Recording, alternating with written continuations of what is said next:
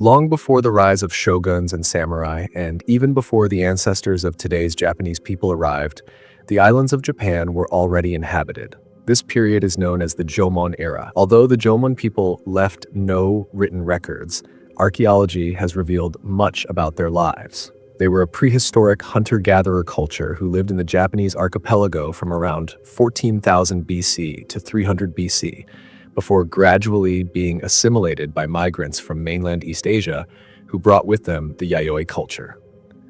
The Jomon period is remarkable for the objects its people left behind. Archaeologists have uncovered tools and jewelry made of bone, stone, shell, and antler, as well as pottery figurines, lacquerware, and vessels decorated with intricate designs.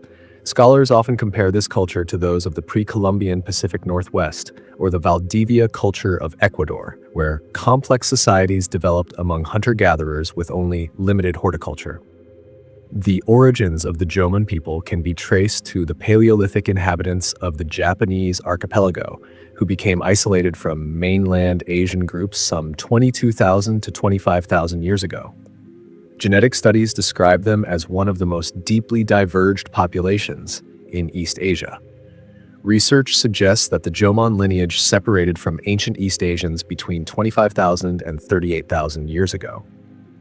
This split occurred after the divergence of early East Asian groups such as the Tianyuan and Hoabinhian lineages, but before East Asians divided into northern and southern branches.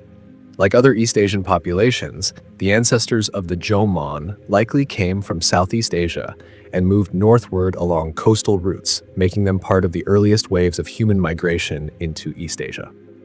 Some models propose that the Jomon lineage was not the product of a single group, but rather a blend of different Paleolithic populations. One group may have been a coastal people similar to the Hoabinhian populations of Southeast Asia, while the other may have come from southern East Asia's interior. Together, they formed the genetic foundation of the Jomon people.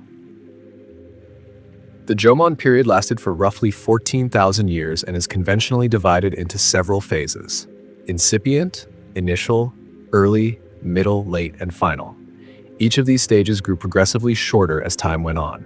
Despite being grouped under the same name, the Jomon period was not uniform. There was significant variation across regions and centuries. To put the length of this era into perspective, the time between the earliest Jomon pottery and that of the Middle Jomon is about twice as long as the span between the construction of the Great Pyramid of Giza and the 21st century. Archaeologists often distinguish between different regions of the Japanese archipelago when describing the Jomon timeline.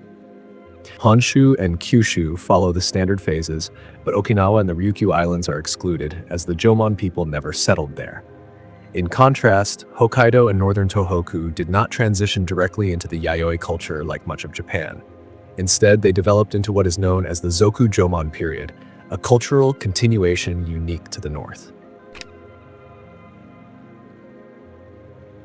Around 39,000 years ago, long before sedentary societies emerged, bands of hunter-gatherers roamed the landscape, following herds of animals they depended on for survival. During the last ice age, lower sea levels connected Japan to the Asian mainland, allowing these groups to cross into the islands. The volcanic environment of Japan, rich in resources like obsidian, provided the raw material for making stone tools. Archaeological evidence shows that obsidian mining was already taking place as far back as 35,000 years ago. When the Ice Age ended, glaciers retreated, sea levels rose, and Japan once again became a chain of islands. Cut off from the mainland, the people were forced to adapt as large herds disappeared with the changing environment. They turned to hunting smaller game and became deeply familiar with the local plants and animals. The warmer climate also created rich forests, including nut-bearing trees such as beeches, buckeyes, oaks, and chestnuts, which became vital food sources during this early stage of Jomon life. The southern part of Kyushu, especially around Kagoshima, is central to our understanding of this period. Archaeological finds, such as the ruins at Tanegashima, suggest that Jomon communities relied heavily on nuts, particularly chestnuts, which were prepared and cooked in various ways. This points to a gradual shift toward a diet with more plant-based foods. The warmer climate also brought abundant sea life to Japan's coasts. Evidence of shell mounds indicates that people harvested and consumed large amounts of marine resources. Seasonal rhythms governed their lives. Deer and boar were hunted in winter, wild greens and shellfish gathered in spring, fishing took place in summer, and in autumn, the focus turned to nuts and fruits. By the end of this period, around 5000 BCE, favorable plentiful resources led to population growth.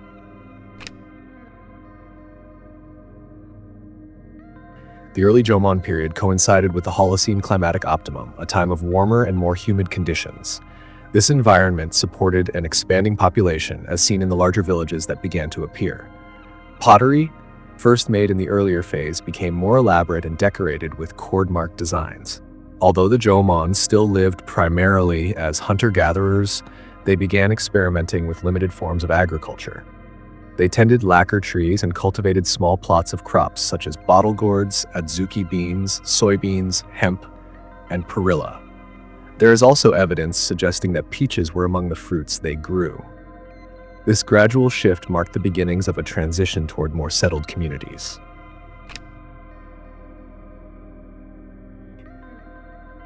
During the Middle Jomon, the climate warmed further, prompting people to expand into mountainous regions while also remaining in fertile plains and along the coast. Communities grew larger and agriculture played a more significant role in sustaining them, though hunting and fishing continued. Deer, bears, rabbits, ducks, and various fish remained staples of their diet, while the shell mounds of this period grew in both size and number. This phase also saw new cultural developments. Burials began to take place within shell mounds, and ornamental clay beads were placed as grave goods. Archaeologists have uncovered large numbers of female figurines and phallic imagery, suggesting the rise of ritual and spiritual practices. Art also flourished. Pottery became increasingly ornate, often decorated with animal motifs that may have had totemic significance.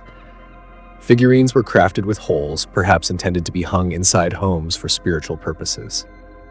Interestingly, while the artistry of these objects improved, the actual quality of the clay remained relatively poor. Architecture advanced as well. Pit dwellings grew more sophisticated, with stone-paved floors and clearly separated walls and roofs. Builders relied on thatch and reeds as their primary materials, giving homes both durability and structure.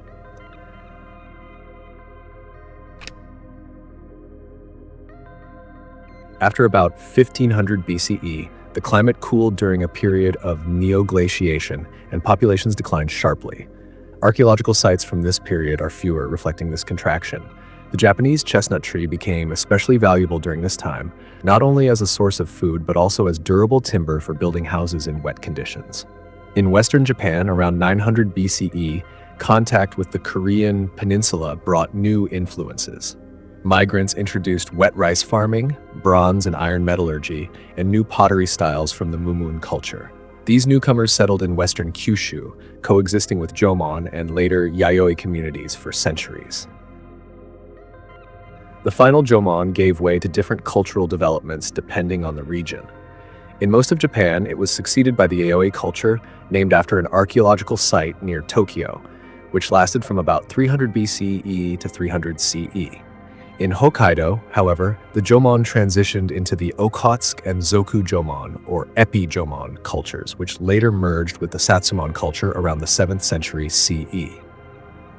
By the end of the Jomon period, populations had declined overall.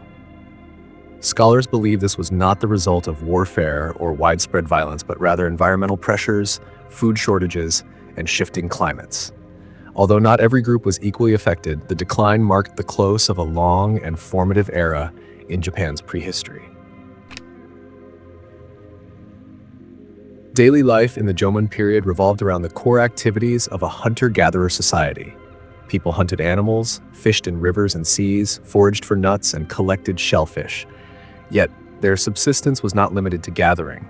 Archaeological evidence suggests that they also practiced small-scale agriculture, cultivating crops like adzuki beans and soybeans. This blend of hunting, foraging, and early farming shows how they adapted to the rich but changing environment of the Japanese archipelago. Their tool-making skills were advanced for their time. Stone tools were common, often made from chipped siliceous shale, though other stones, wood, and rare materials like obsidian and jade were also used. These were crafted into axes, knives, and polished implements. Antlers and bones served as raw material for spatulas, fishhooks, harpoons, drills, and needles. Wood was fashioned into spears, arrows, bows, harpoons, and digging sticks, while strips of bark were woven into baskets. The variety of these tools reveals how resourceful and versatile the Jomon were in meeting their daily needs. Hunting was a central skill. The Jomon pursued a wide range of animals, both large and small, that thrived in Japan's forests and coasts. They tracked and killed flying squirrels, hares, weasels, martens, foxes, raccoon dogs, wild boar, deer, and bears. Along the coast, they hunted sea lions, while in the forests they trapped smaller animals and gathered edible plants. Their diet reflects their adaptability to different environments across the islands. Fishing was equally important. Excavations have uncovered the bones of many different fish species in Jomon sites, some of which could only have been caught through extensive travel or skilled seafaring. This suggests that the Jomon were not only proficient fishermen, but also capable mariners. There is evidence that they built large dugout canoes from trees, enabling them to venture far into rivers, lakes, and seas for food and travel. The people also shaped their landscape to meet their needs. They grew trees near settlements and relied heavily on chestnuts, which became a dietary staple. Trees provided both food and fuel, and their timber was used in construction. Roots, tubers like yams, and other underground plants were dug up with wooden sticks. Plant studies indicate that adzuki beans were domesticated in Japan between 3,000 and 5,000 years ago, showing that the Jomon were not only foragers but also early experimenters in plant domestication.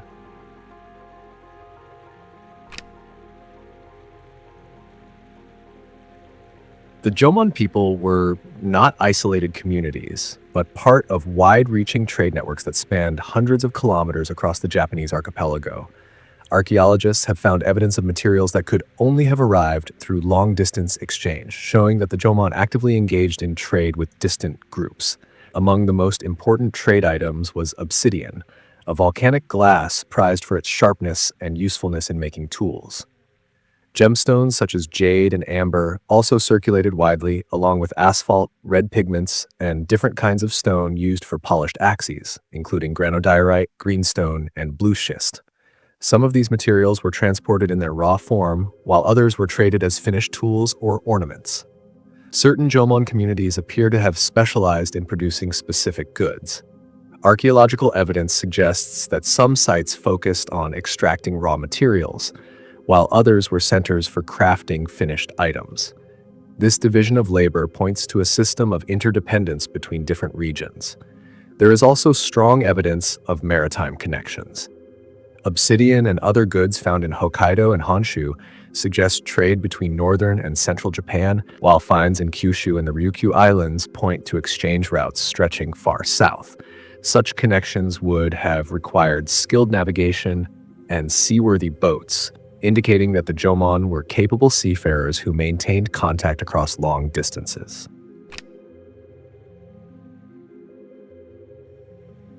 Elements of Jomon culture are thought to have left a lasting imprint on Japanese traditions. Archaeologists and historians see echoes of Jomon practices in spiritual beliefs, marriage customs, architecture, festivals, and crafts such as lacquerware and pottery. These cultural traits, passed down and transformed over time, became part of the foundation of Japanese cultural identity. Religion during the Jomon period seems to have been closely tied to nature. It was likely animistic, with spiritual significance given to animals, plants, and natural forces.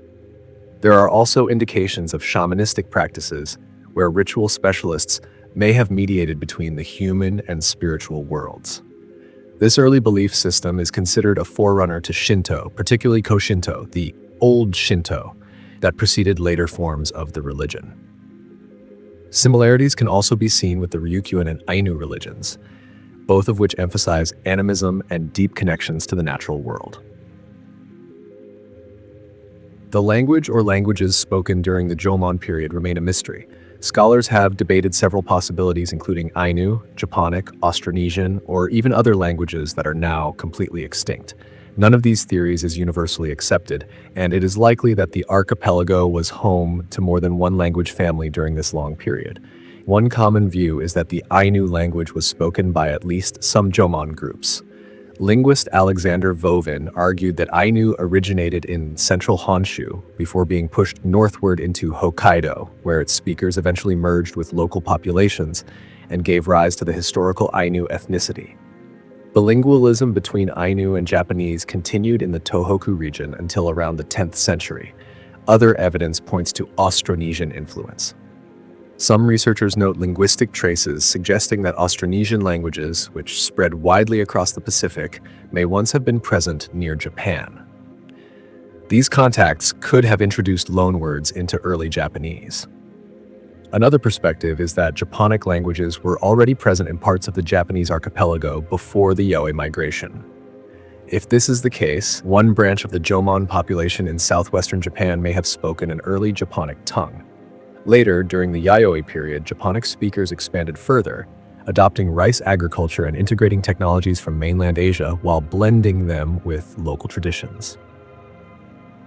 The connection between the Jomon people and modern populations in Japan remains complex. Physical anthropology and genetic studies suggest that the Jomon were not a single homogeneous group, but rather a diverse population with regional differences. Dental morphology studies and mitochondrial DNA analyses show that they were closely related to other East Asian groups, yet distinct in many ways due to their long isolation.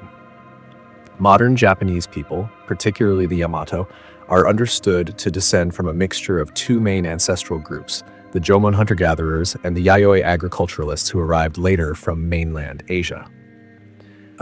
These two populations entered Japan through different routes and at different times, eventually blending to form the genetic foundation of present-day Japanese society. The Ryukyuans and the Ainu show stronger genetic and cultural connections to the Jomon. The Ainu of Hokkaido, in particular, are often regarded as direct descendants of northern Jomon populations who maintained continuity into the historical era. The Ryukyuans, though later influenced by other migrations, also preserve cultural elements that trace back to the Jomon. In this way, while the Jomon as a distinct culture disappeared thousands of years ago, their legacy endures. They remain a vital part of the story of Japan's deep past, shaping the roots of its people, traditions, and identity.